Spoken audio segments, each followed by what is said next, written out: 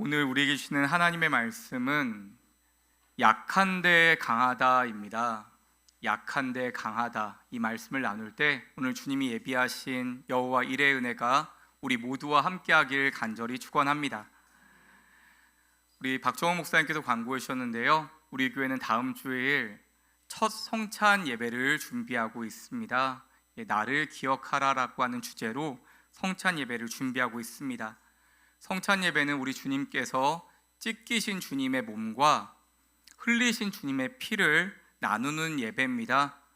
우리의 첫 성찬 예배를 준비하면서 저와 여러분 모두에게 이 말씀의 은총이 있기를 간절히 바랍니다. 갈라디아서 2장 20절입니다. 우리 함께 읽어보겠습니다. 내가 그리스도와 함께 십자가에 못 박혔나니 그런즉 이제는 내가 사는 것이 아니요 오직 내 안에 그리스도께서 사시는 것이라. 이제 내가 육체 가운데 사는 것은 나를 사랑하사 나를 위하여 자기 자신을 버리신 하나님의 아들을 믿는 믿음 안에서 사는 것이라. 아멘. 주님, 이제는 내가 사는 게 아닙니다. 내 안에 예수께서 살아계십니다. 내가 육체 가운데 살지만 이제 나를 위해 살지 않겠습니다. 나를 위해 목숨을 버리신 예수를 믿는 믿음, 그 믿음 안에서 살겠습니다. 이와 같은 고백이 우리 모두에게 있기를 간절히 축원합니다. 이 마음으로 함께 우리가 다음 주 성찬에 임했으면 좋겠는데, 그래서 질문을 드립니다. 어떻게 하면 이렇게 담대한 고백을 할 수 있을까요? 어떻게 하면 이렇게 능력 있는 그리스도인으로 살아갈 수 있을까요? 오늘 주시는 말씀에서 답을 찾아보도록 하겠습니다. 오늘 본문 고린도후서 12장 7절과 8절입니다. 우리 파란 글씨만 한번 읽어보겠습니다. 시작. 내 육체에 가시 곧 사탄의 사자를 주셨으니 이것이 내게서 떠나가게 하기 위하여 내가 3번 주께 간구하였더니. 여러분, 오늘 말씀 속에 바울에게는, 바울의 이야기인데, 고통이 있었대요. 해결되지 않은 고난이 있었습니다. 그 고난을 뭐라고 불러요?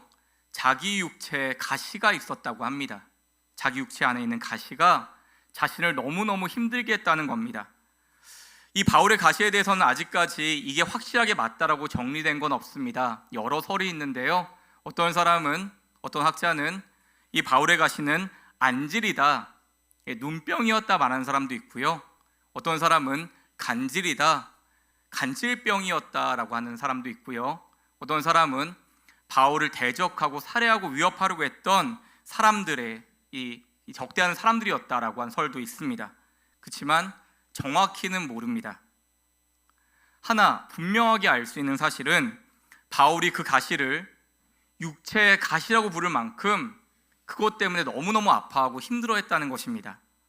여러분, 바울이 복음을 전하는 사람이고 복음의 능력을 전하는 사도잖아요.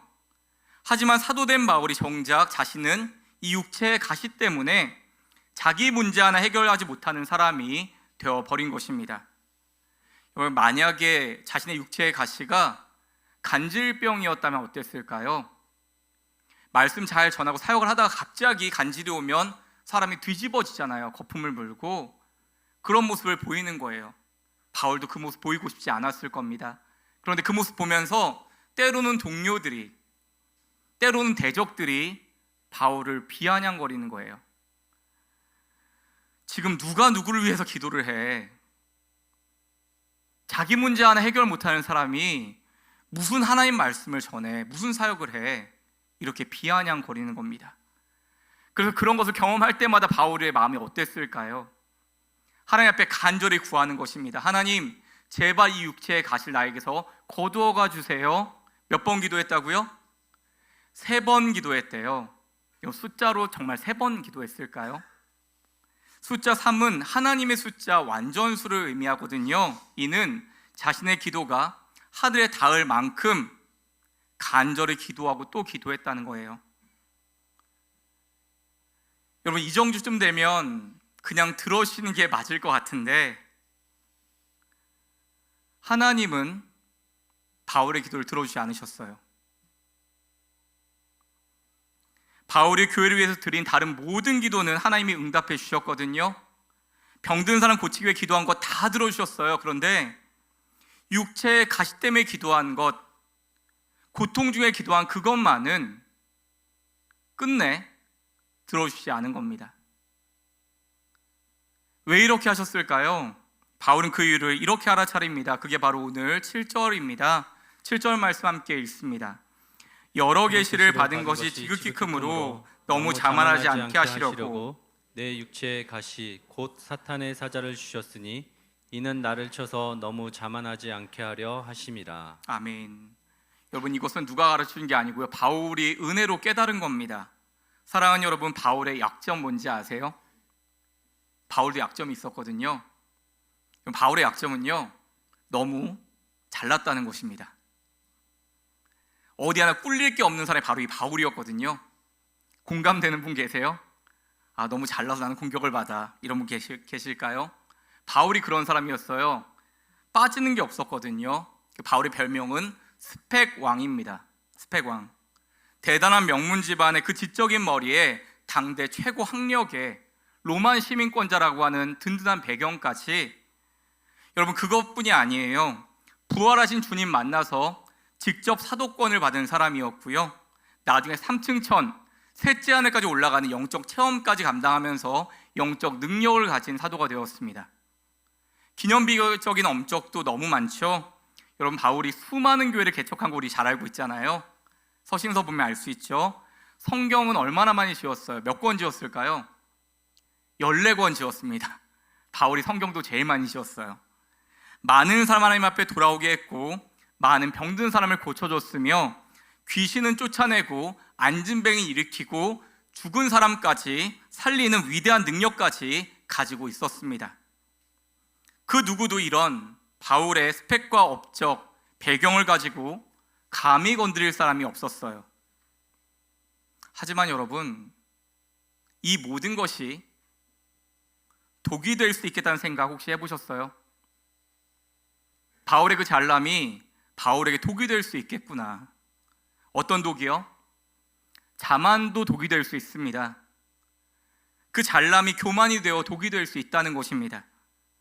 여러분, 숨만 쉬어도 교만할 수 있는 게 사람이잖아요. 이 정도 되면 충분히 교만할 수 있습니다. 바울은 이러한 사실 때문에 자신의 가시를 비로소 알아차리게 됩니다. 아, 내가 교만해질 수 있겠구나. 대단히 귀한, 그렇지만 쉽지 않은 진실을 알게 돼요. 어느 것 빠지지 않는 이 위대한 사도 바울이 없어지지 않은 육체의 가시 하나 때문에 자신이 얼마나 취약한 사람인지, 얼마나 연약한 존재인지 알게 되었다는 겁니다. 사랑하는 여러분, 그가 완벽하지 않기 때문에 하나님이 바울을 통해 일하신다는 깨달음을 얻었어요. 여러분, 우리에게 약함을 허락하시는 이유가 여기 있습니다. 우리의 약함이 하나님이 일하실 수 있는 거룩한 통로가 된다는 것입니다. 뒤에 TV가 꺼져서 제가 혹시나 화면에 안 나오나 뒤에 살짝 봤습니다. 우리의 약함이야말로 하나님께서 일하실 수 있는 거룩한 통로가 되는 것입니다. 한 가지 이야기를 좀 들려드릴게요. 혹시 더우면 뒤에 에어컨 켜주세요. 조금 깨어져서 금이 간 못생긴 항아리가 하나 있었습니다. 그런데 주인은 다른 멀쩡한 항아리와 똑같이 그 깨진 항아리를 사용하는 거예요. 어느 날 깨진 항아리가 주인에게 이렇게 상담을 요청했어요. 주인님, 저 때문에 그 소중한 물들이 계속 흐르고 넘치는데 너무너무 죄송하네요. 그냥 저를 안 쓰면 안 될까요? 그런데 항상 주인은 면담할 때마다 똑같은 얘기를 하는 거예요. 잠자코 나만 따라와라. 깨진 항아리에 담긴 물은 늘 온전히 운반되지 못하고 넘쳐 흐르고 줄줄 흘리고 목적지에 다다랐을 때는 거의 남은 게 없었지만, 그럼에도 이 주인은 꾸준히 그 깨진 항아리를 귀히 여기고 사용해 주는 겁니다. 참 좋은 주인이죠. 그러던 어느 날 주인이 깨진 항아리에게 먼저 면담을 요청했습니다. 자, 네가 지나온 길을 한번 돌아봐라. 돌아봤더니 거기는 아무 인적 없는 곳에, 물을 줄 수 없는 그곳에 곱게 피어난 꽃들이 만발해 있는 겁니다. 주인님, 웬 꽃들이 여기 이렇게 피었죠? 이게 바로 너의 깨진 틈에서 떨어진 그 물줄기가 양분이 되어서 예쁜 꽃들이 피어난 거란다. 너는 참 대단한 일을 한 거야. 사랑하는 여러분, 우리는 모두 다 깨어진 항아리 같은 인생들이지만 다 담기엔 부족해서 무엇도 담기에는 연약한 인생들이지만 우리의 깨진 틈을 통해서 하나님은 지금도 일하고 계심을 믿습니다. 우리가 완벽하지 않기 때문에 하나님은 우리를 통해 일하십니다. 우리의 약함이 하나님 일하시는 거룩한 통로가 되기를 예수님의 이름으로 간절히 축원합니다. 이어서 바울은 한 가지 은혜를 더 알게 됩니다. 그것은 자신의 연약함 안에 그리스도의 능력이 머문다는 걸 알게 됩니다. 우리의 약함이 그리스도의 능력이 머무는 자리가 된다는 것입니다. 우리의 약함이 그리스도의 능력이 머무는 자리가 된대요. 오늘 본문 10절의 고백이 바로 그 고백입니다. 함께 읽습니다. 그러므로 내가 그리스도를 위하여 약한 것들과 능욕과 궁핍과 박해와 곤고를 기뻐하노니 이는 내가 약한 그때의 강함이라. 아멘. 내가 약한 것들을 기뻐하노니 이는 내가 약한 그때의 강함이라. 사랑하는 여러분, 약할 때 기쁘시죠? 약하고 싶으시죠? 약한 거 좋잖아요. 오늘 뭐라고 하는 거예요? 약한 걸 기뻐하노니 라고 합니다. 여러분, 누가 약한 걸 기뻐할까요? 약하고 없으면 얼마나 두려워요. 너무 두려워서 나의 두려움과 연약함 때문에 누가 나를 약한 걸 알까봐 그것도 걱정하지 않아요? 약하면 그 자리에 꼭 하나님이 안 계신 것처럼 느껴집니다. 그래서 전부 다 강해지고 싶어 하죠. 강해지고만 싶어 합니다. 내가 강해져야 거기에 하나님이 살아계신 것처럼 느껴집니다. 그런데 여러분, 정말 그렇습니까? 내가 약하면 그곳엔 우리 주님이 없는 걸까요? 우리 하나님은 정말 강함 속에만 계시는 걸까요? 오늘 사도 바울은 정반대의 고백을 하고 있어요. 이는 내가 약한 그때의 강함이라. 약할 때 강함된다 합니다. 여러분, 강함만을 추구하는 이 세상, 교회, 성도님들 모두가 가져야 할 고백인 것입니다. 약할 때가 가장 강할 때다. 약할 때가 가장 강할 때다. 여러분, 저는 이것을 이렇게 정리하고 싶어요. 오늘 설교의 제목과도 같은데요. 함께 읽어볼까요? 시작. 약한데 강하다. 약한데 강하다. 사실 여러분, 말이 안 되는 거 아니에요? 모순 아니에요? 어떻게 약한데 강하죠? 이건 모순이 아니고 깊은 역설이에요. 약함 안에 강함이 담겨 있다는 거죠. 약함 안에 강함이 담겨 있다. 그래서 바울은 가시의 제거보다 이것을 남겨주시는 하나님의 은혜를 경험한 것입니다. 그에게 있는 이 약함이 그리스도의 능력이 자신을 속에 머물게 하는 통로임을 깨닫게 된 것입니다. 여러분, 내 육체의 가시가 그대로 머물러 있고 대신 하나님의 능력이 나를 떠나지 않고 머무를 수 있다면 나는 이 육체의 가시를 받아들이겠습니다라고 바울이 결단한 것입니다. 여러분, 우리가 간절히 기도해도 오늘 응답되지 않는 기도의 제목들이 있죠. 하나님, 이것만 없으면 내가 좀 살겠는데 하는데 하나님이 들어주지 않는 그 한 가지가 있잖아요. 여러분, 그런데 하나님은 완벽한 사람과 함께하지 않는데요. 성경을 통해 봐도 그렇지 않습니까? 아브라함, 모세, 사사들 모두 흠이 많은 사람이었던 거 우리 알고 있잖아요. 예수님의 제자들만 보아도 그렇지 않아요? 그들이 얼마나 흠이 많고 부족한 사람들이라는 거 우리가 더 잘 알고 있지 않습니까? 결정적인 순간에 다 도망가 버리잖아요. 한심하게 보자고 제자들 누가 크냐고 서로 싸우고. 그런데 세상적으로 볼 때는 저런 사람들이 어떻게 하나님의 일을 감당할 수 있을까 싶은데 하나님은 그렇게 약한 자들을 통해서 하나님의 일을 하신다는 것입니다. 하나님께서 그들을 통해 일하시는 이유는 연약한 자를 통해서 하나님 능력이 극대화되기 때문입니다. 오늘 하나님께서 연약한 우리를 통해 일하시는 것도 이런 하나님의 위대한 섭리가 숨어 있음을 깨닫고 감사하시기 바랍니다. 간절하게 기도해도 응답되지 않은 그 한두 가지 제목이 있다면 그것을 통해서 주님께서 더 크게 일하실 것이라는 기대를 가져도 좋을 것입니다. 나의 약함을 통하여 하나님의 강함이 드러나고 나의 약함을 통하여 그리스도의 능력이 머무는 은혜를 경험하시길 간절히 축원합니다. 이어서 말씀을 좀 더 살펴보면 그리스도의 능력 자체가 예수 십자가의 약함을 통해 드러났어요. 여러분, 십자가를 한번 보세요. 십자가 한번 생각해 보세요. 십자가야말로 가장 완벽한 역설 아닌가요? 아무 힘도 써보지 못하고 그대로 죽어버린 그 무기력한 십자가에서 뭐가 나타나요? 아무도 저항할 수 없는 가장 센 힘, 부활의 능력이 그 십자가에서 나타나는 것입니다. 고린도후서 13장 4절입니다. 함께 읽습니다. 그리스도께서 약하심으로 십자가에 못 박히셨으나 하나님의 능력으로 살아계시니 그와 함께 살리라. 아멘. 바울이 깨달은 거예요. 약한 게 아니다. 바울이 이걸 알아차린 겁니다. 약함 속에 강함이 있다. 강한 이유는 약한 내 안에 부활의 능력의 그리스도께서 지금도 머물고 계시기에 그 부활의 주님의 능력으로 말미암아 나는 강하다라고 고백하는 것입니다. 바울의 선포한 대목 더 읽어보겠습니다. 고린도후서 4장 7절에서 10절 교독으로 읽겠습니다. 우리가 이 보배를 질그릇에 가졌으니 이는 심히 큰 능력은 하나님께 있고 우리에게 있지 아니함을 알게 하려 함이라.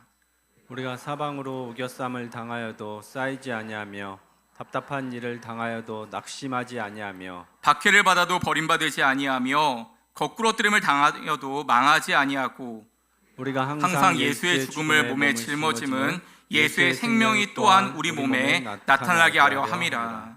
여러분, 보배로운 그리스도를 질그릇같이 보잘것없는 우리가 그 안에 품고 있기 때문에 사방으로 우겨쌈을 당하여도 망하지 않는다는 것입니다. 이것이 우리가 말하는 그리스도의 신앙이고 부활신앙 가진 그리스도인들의 능력이라는 것입니다. 여러분, 기독교는요, 내가 능력 가지고 폼 잡는 게 아니에요.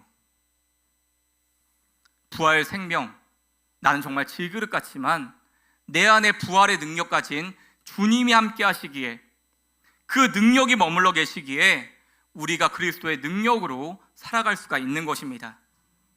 사랑하는 여러분, 하나님께서 나의 능력을 끝내시는 것만 같을 때가 있어요. 하나님이 왜 이렇게 나를 비참하게 만들지? 왜 여기까지 떨어지게 만들지? 하나님이 나의 능력을 끊어버린 것 같은 그런 비참함을 경험할 때가 있습니다. 그런데 하나님이 왜 이렇게 나를 비참하게 만들고 기분 나쁜 일을 한다고 생각하십니까? 내 능력보다 강한 능력이 필요하기에, 부활의 영을 가진 그리스도의 능력 안에 머물게 하기 위해 때로는 나의 약함도 수단으로 사용하시는 것입니다. 약하지 않으면 인정하지 않으니까, 약하지 않으면 이 십자가의 역설을 이해할 수 없으니까 그렇게 하신다는 겁니다. 여러분, 마르바던이라고 하는 세계적인 영성 예배 신학자가 있습니다. 근데 이분 별명이 걸어다니는 종합병원이었대요. 70년 동안 투병하면서 사셨습니다. 그래서 이분이 말하는 신학은 머리로 하는 신학이 아니라 삶에 체울된 신학을 말해요. 근데 이분이 말하는 신학이 약함의 영성이에요. 약함의 영성. 약함의 영성이 뭘까요? 약함의 영성이란 어렵지 않아요. 우리가 약해질수록 하나님은 강하게 일하신다는 겁니다. 우리가 약해지면 약해질수록 하나님이 더 강하게 일하신다는 거예요.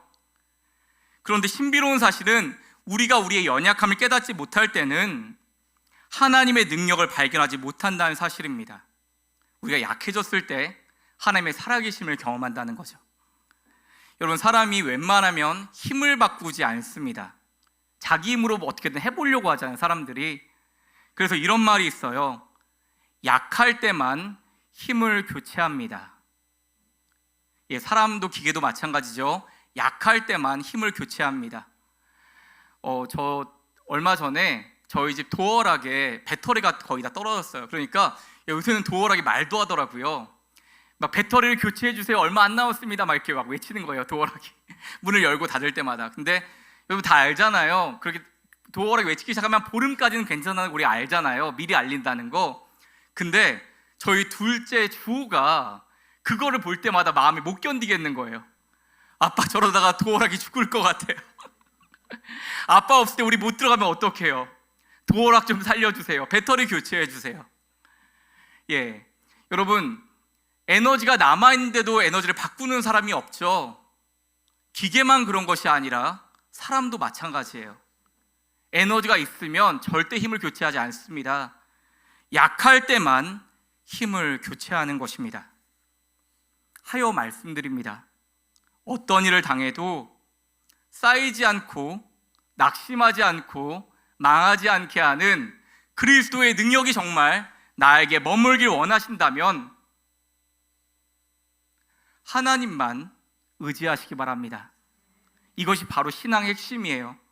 믿는다는 건 의지한다는 겁니다. 성경이 가르치는 믿음은 우리의 전 생애를 하나님께 의지하는 것입니다. 그래서 오늘 바울의 고백은 사형 선고 같은 거예요. 너 육체의 가시 내가 들어줄 수 없다.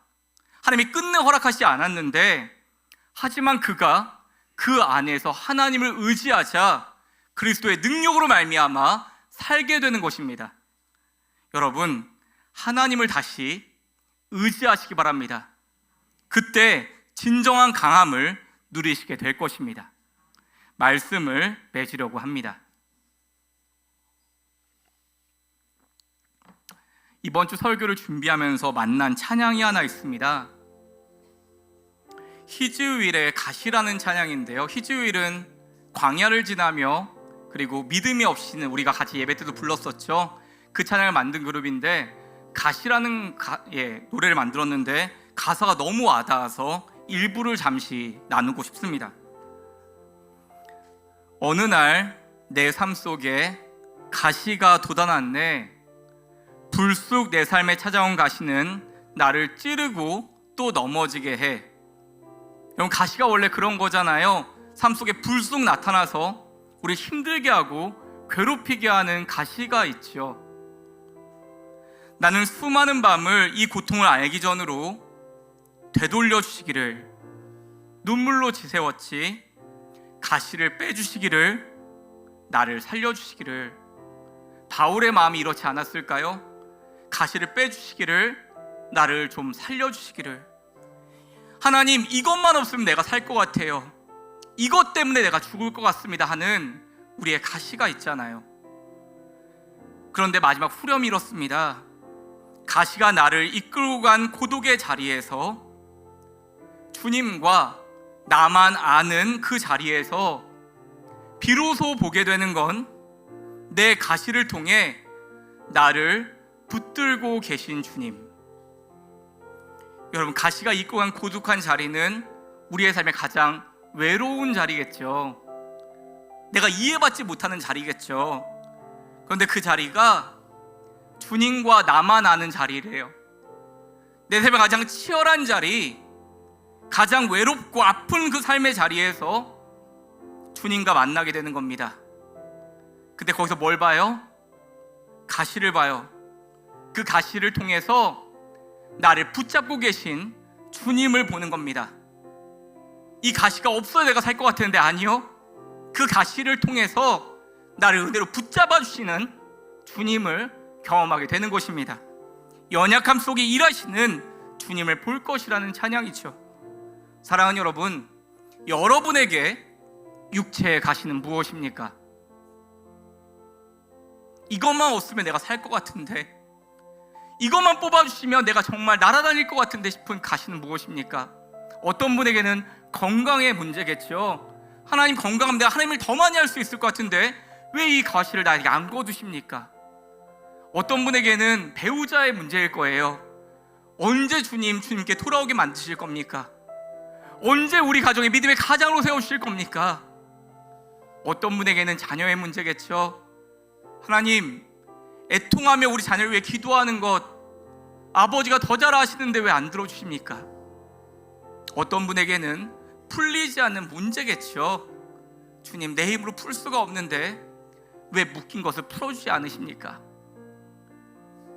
그런데 여러분, 의미가 없는 고난은 없다는 것 꼭 기억하시기 바랍니다.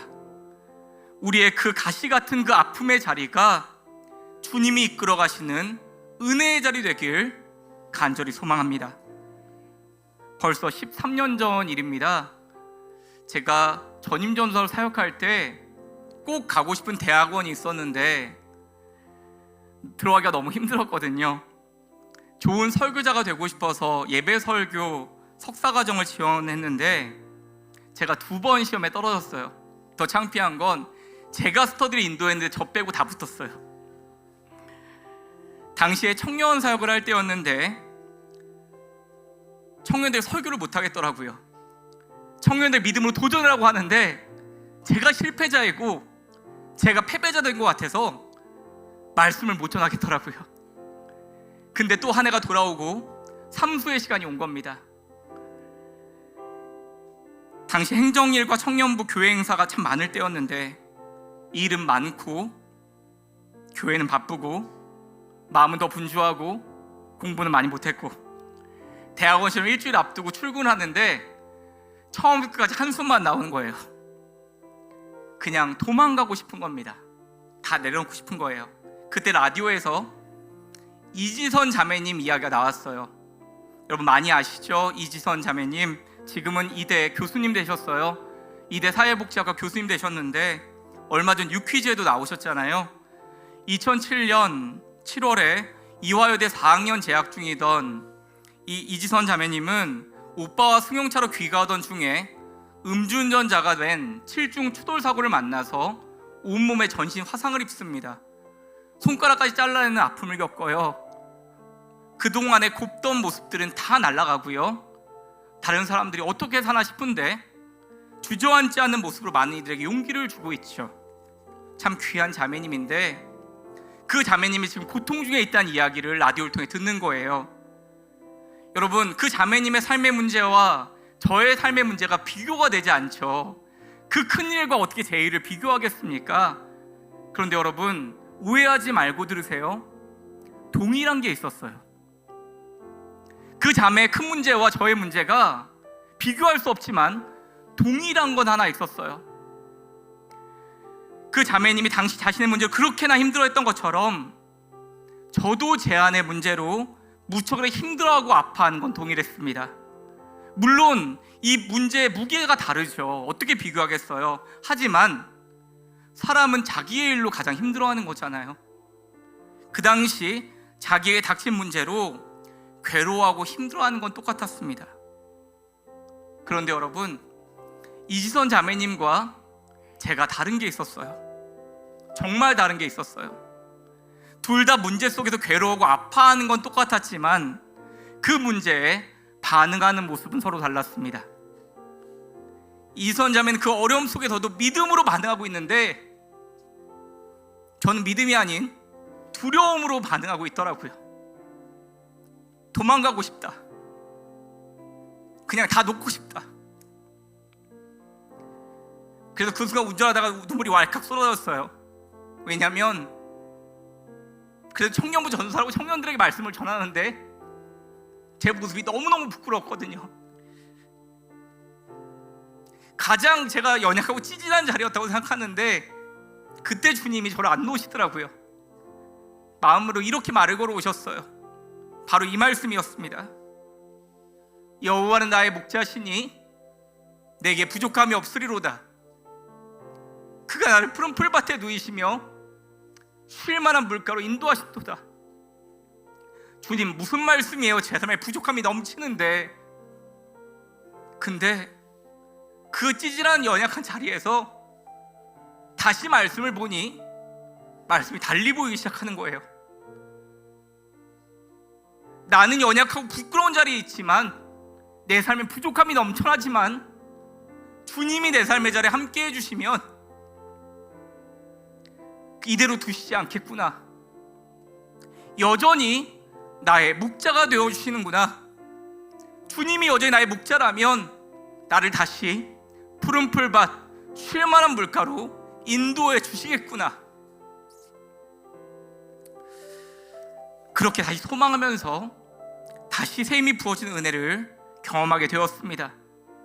사랑하는 여러분, 저의 가장 찌질하고 연약한 자리가 하나님 다시 바라보는 자리, 그리스도의 능력을 다시 붙드는 생명의 자리가 되었습니다. 다음 주에는 우리 교회 귀한 성찬이 있습니다.